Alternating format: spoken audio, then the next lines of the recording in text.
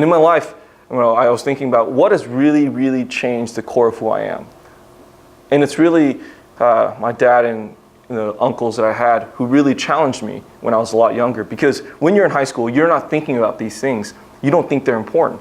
But then much later in life, when you're an adult, you're like, wow, they were right.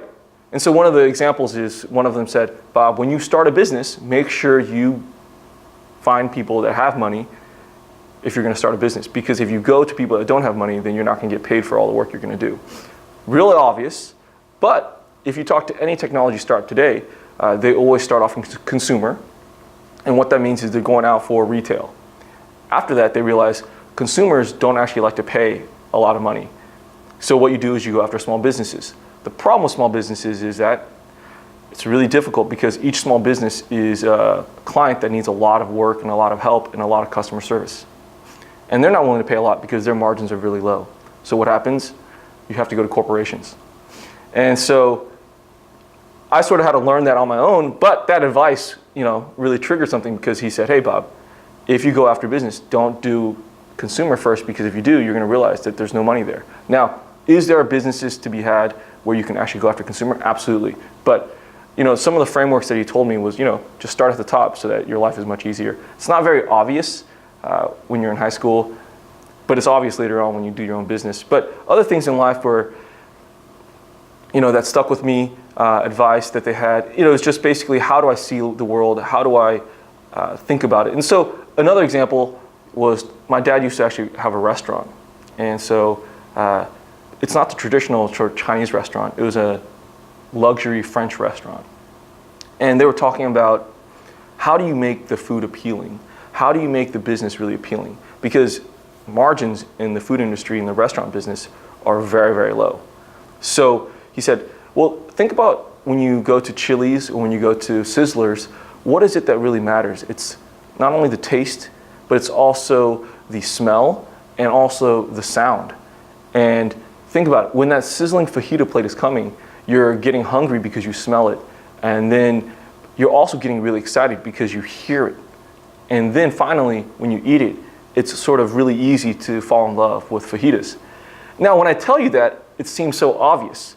But a lot of restaurants are only thinking about the taste. But what about all the other things that lead up to sort of that taste? And so that's an example of something I didn't think of before, but sort of was really obvious in how I and sort of really obvious now that I talk about it. But in terms of how you look at strategy, how you look at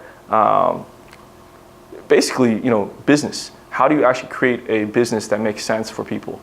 But outside of that, the other advisors or people that I actually look for mentorship is Ben Sun, who I think I mentioned before. He was one of the first VCs in New York who's Asian American. He actually started a company called Asian Avenue, and it was part of a bunch of companies where they were called Community Connect. So Black Planet was part of that, Mi Gente was part of that. So he worked with all the different ethnic groups for their first social networking sites. So in terms of, how cool that is, it's, really high for me, primarily because I was trying to create something in relationships. He had already tried that, and then from there, he sold that business and then went into investing. Another mentor of mine is Che Huang from Boxed. He is what they call the Zen CEO. People love working with him, primarily because he's very calm.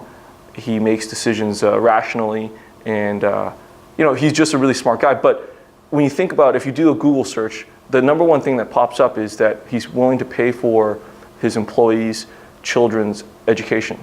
He's willing to pay for his employees' weddings. So he's invested in the future of the employees of the company with his own shares. And it's incredible because it sounds so obvious. Why would a CEO not want to see the people that work in the factories, the people that are packing all the boxes, the people that are doing all these things to build the foundation of a company, be happy in life?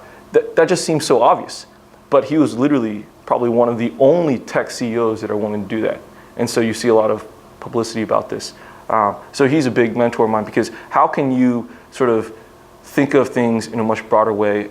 It's not always about the money, but how do you make people that work for your company, or people that work with you, happier individuals? That to me is so inspiring. going back to the polling framework. And then I guess the last person is Albert Lee. He's a mentor of ours.